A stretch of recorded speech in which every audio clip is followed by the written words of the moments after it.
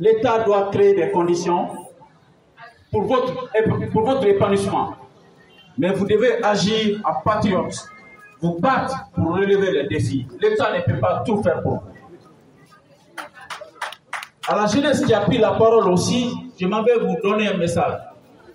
Nous qui sommes assis aujourd'hui devant vous, nous avons même âge. D'ailleurs, certains d'entre vous sont plus âgés que nous. Mais nous ne sommes pas devenus des acteurs passifs ni des victimes. On s'est levé pour prendre notre destin en main, pour dire que le développement de la Guinée ne peut pas se faire sans nous. La Guinée ne peut pas se développer si on dort sous nos lauriers et tendre la main comme un mendiant qui est assis sur une mine d'or et qui est en train de demander à manger aux passants. Fin de citation. Nous devons transformer les richesses de notre pays.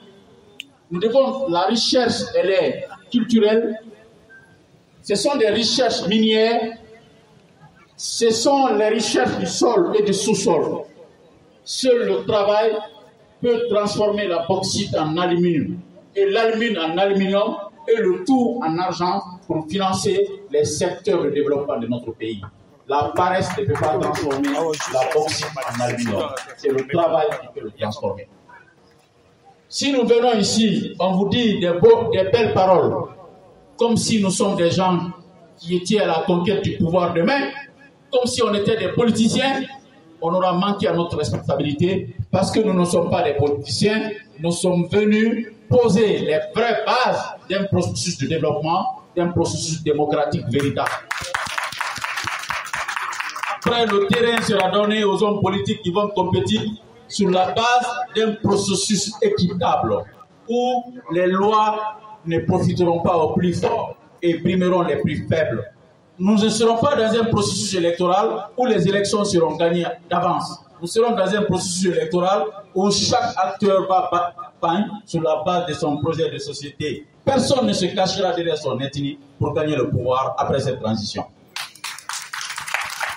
La seule chose qui doit donner le pouvoir à quelqu'un, c'est ton programme de société, c'est ton comportement.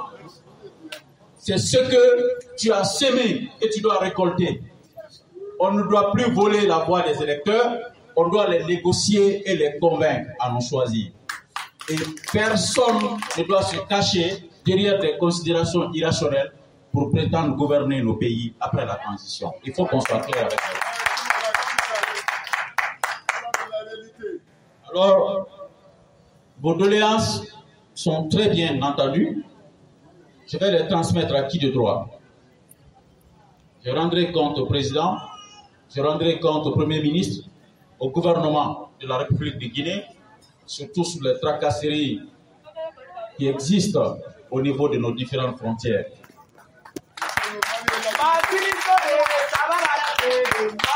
Ça, ce n'est pas la volonté du président. Mais, comme je le dis tout à l'heure, les petits conseils que j'ai à vous prodiguer, les Maliens sont en train de nous battre. Parce que ce que nous avons vécu à Bamako, on n'a pas pu faire ça pour eux à Conakry. Vous êtes d'accord avec moi? L'hospitalité qu'on a eue au Mali, nous, on n'a pas pu faire ça pour eux à Conakry. Donc, le défi est lancé. Nous devons prouver à nos frères maliens que nous sommes de même père et de même mère chaque fois qu'une délégation malienne se rendra à Conakry pour la prochaine fois. Ce qu'on a fait, on considère que c'est petit par rapport à ce qu'on a eu à Bamako. Les dames viennent de témoigner la manière dont vous êtes traités par les autorités maliennes. Mais on parle d'autorité malienne et d'autorité guinéenne, mais à la fin, ça doit être les autorités d'un même pays. C'est ça l'ambition.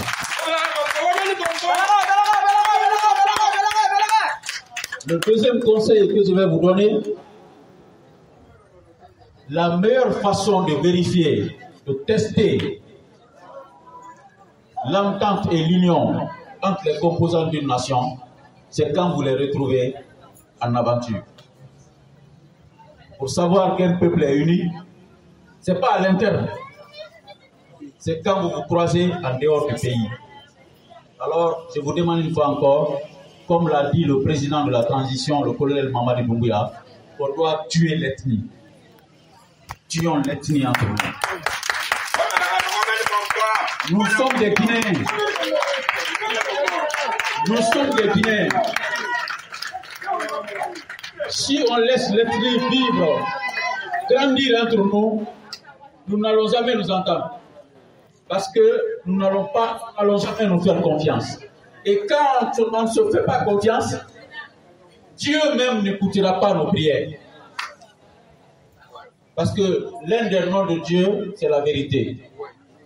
Et la vérité nous commande aujourd'hui à nous considérer. On dit que nous et les Maliens, on a le même père et même mère. Même nous en Guinée, quand on nous pose la question, tu es d'où?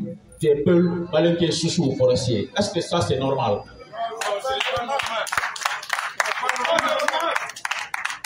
Donc ce conseil que je vais vous donner, tous ceux qui ont réfléchi sur les problèmes de la Guinée ont tiré une seule conclusion.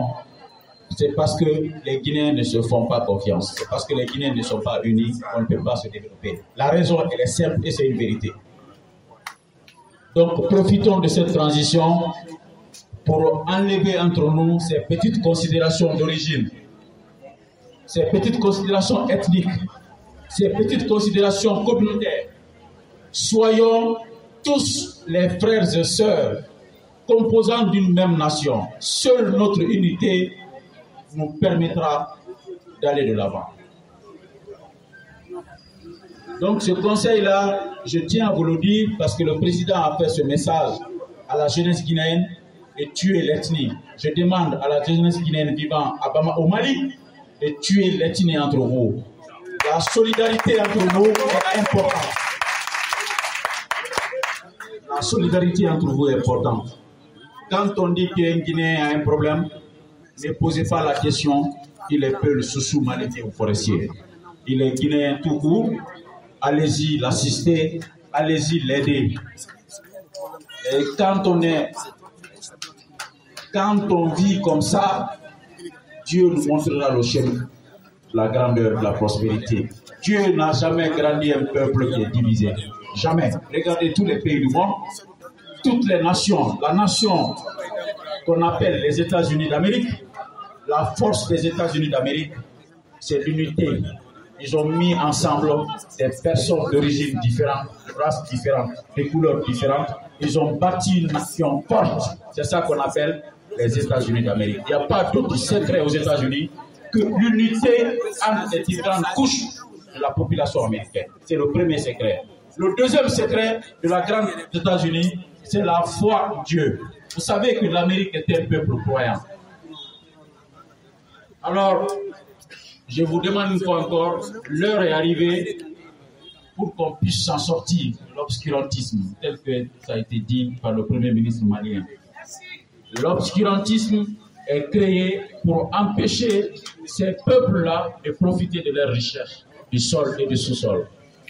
Mais